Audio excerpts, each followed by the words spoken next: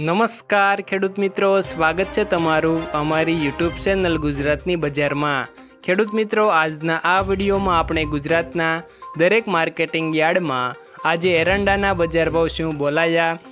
અને ખેડૂત મિત્રો આજે એરંડાના બજાર ભાવમાં કેટલા રૂપિયાનો વધારો થયો કે ઘટાડો તે અંગેની વાત આજના આ વિડીયોમાં આપણે કરીશું। તો ખેડૂત મિત્રો, વિડીયાને છેલ્લે સુધી જોતા રહેજો। ચેનલમાં તમે નવા છો તો ચેનલને સબસ્ક્રાઈબ અને વિડીયો પસંદ આવે તો વિડીયાને એક લાઈક તમારી જરૂર કરી દેજો। તો ખેડૂત મિત્રો, આજના તાજા એરંડાના બજાર ભાવની જો આપણે વાત કરીએ તો ભીલડીમાં 1280 થી 1296 રૂપિયા બોલાયા, વારાહીમાં 1265 થી 1275, ગોંડલમાં 876 થી 1306, હિંમતનગરમાં 1300 થી 1305, લાખણીમાં 1283 થી 1298, ખેડબ્રહ્મામાં 1270 થી 1290, તળાજામાં 800 થી 1221, વિસનગરમાં 1280 થી 1309, ધાનેરામાં 1255 થી 1300, વડગામમાં 1284 થી 1284, જસદણમાં 900 થી 1220, જૂનાગઢમાં 1265 થી 1265, અમરેલીમાં 1216 થી 1288, નેનાવામાં 1260 થી 1306, હારીજમાં 1260 થી 1303,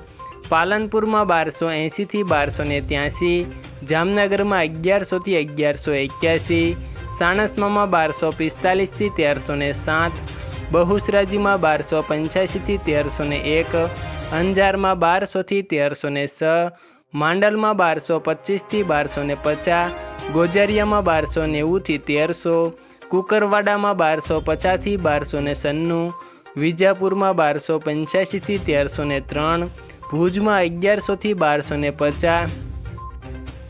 પાટણમાં 1265 થી 1316, કલોલમાં 1290 થી 1305, રાહમાં 1265 થી 1280, થરાદમાં 1280 થી 1310, કોડીનારમાં 1100 થી 1242, ડીસામાં 1285 થી 1301, દાહોદમાં 1230 થી 1250, મહેસાણામાં 1250 થી 1310, હળવદમાં 1161 થી 1285, સિદ્ધપુરમાં 1255 થી 1304, કડીમાં 1270 થી 1295, તલોદમાં 1280 થી 1310, સમીમાં 1275 થી 1296, વિરમગામમાં 1276 થી 1295, ઉનાવામાં 1282 થી 1306, ધારીમાં 1247 થી 1247, જેતપુરમાં 1100 થી 1250, જોટાણામાં 1271 થી 1284,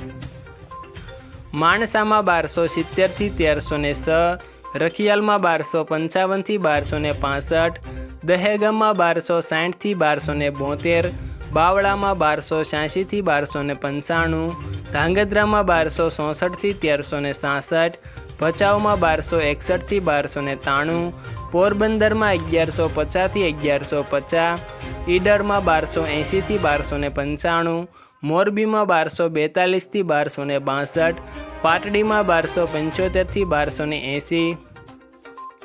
અને ખેડૂત મિત્રો, રાજકોટમાં 1253 થી 1297 રૂપિયા આજે એરંડાના એક મણના બજાર ભાવ બોલાયા હતા। આભાર ખેડૂત મિત્રો।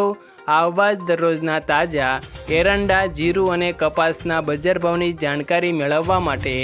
અમારી યુટ્યુબ ચેનલ ગુજરાતની બજારને સબસ્ક્રાઈબ કરી દેજો અને વિડીયો પસંદ આવે તો વિડીયાને લાઈક અને ચેનલમાં નવા છો તો ચેનલને સબસ્ક્રાઈબ જરૂર કરી દેજો।